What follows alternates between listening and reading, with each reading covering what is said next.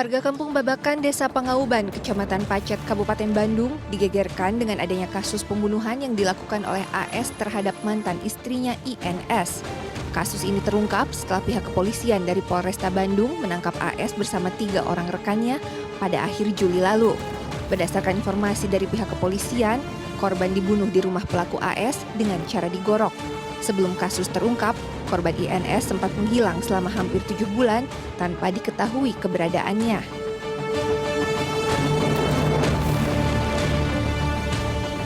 Inilah rumah yang menjadi lokasi TKP atau tempat kejadian perkara kasus pembunuhan perempuan muda di Desa Pangauban, Kecamatan Pacet, Kabupaten Bandung yang sempat menghebohkan warga sekitar beberapa waktu lalu. Saat ini kondisi rumah 2 lantai sudah dipasangi garis polisi. Setelah dibunuh, jenazah korban INS kemudian dikubur oleh para pelaku di area pemakaman umum di sebuah kebun yang berjarak kurang dari 500 meter dari rumah AS. Korban diduga telah dikubur sejak Januari lalu dengan kondisi tidak layak. Di kebun yang terletak tidak jauh dari lokasi TKP atau tempat kejadian perkara inilah jenazah korban dikubur oleh para tersangka. Dan tim kepolisian sendiri sudah melakukan ekshumasi atau pembongkaran jenazah untuk mengidentifikasi korban.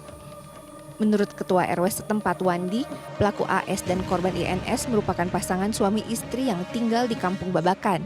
Sehari-hari, AS bekerja mengurus kebun milik keluarga, sementara INS sebagai ibu rumah tangga.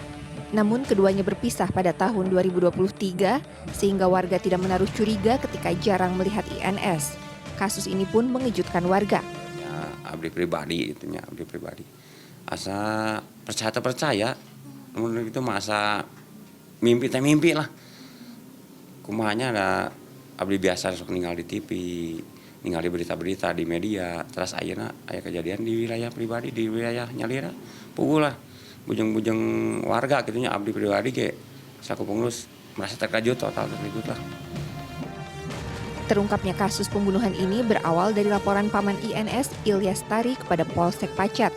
Sebelum menghilang, Ilyas menyebut korban INS terakhir kali bisa dikontak pada pertengahan Januari 2024. INS mengabarkan bahwa akan bertemu mantan suaminya setelah ia pulang bekerja.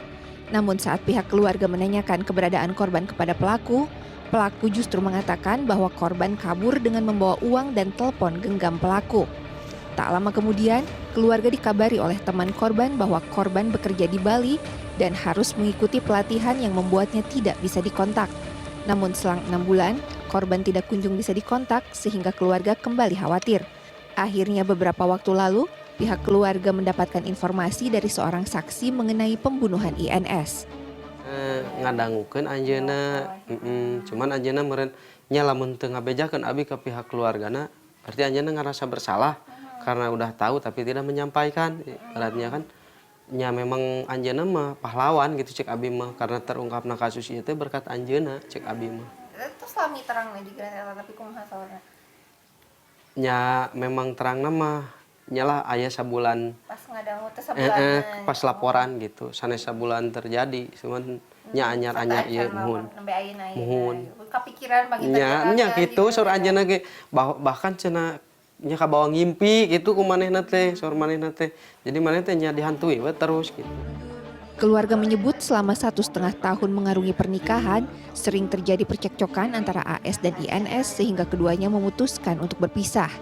Saat ini keluarga hanya berharap agar pelaku mendapatkan hukuman yang setimpal atas perbuatannya. Ya shock sedihnya tuh. Ya Allah 7 bulannya kan dicari, ternyata dibunuh. Mantan suaminya kan keluarga mana yang gak sedih gitunya. Kecewa, sedih. Ya dihukum seberat-beratnya. Dihukum. Kalau bisa mah ya dihukum mati udah. Saat ini, 4 pelaku sudah ditangkap oleh jajaran Polresta Bandung.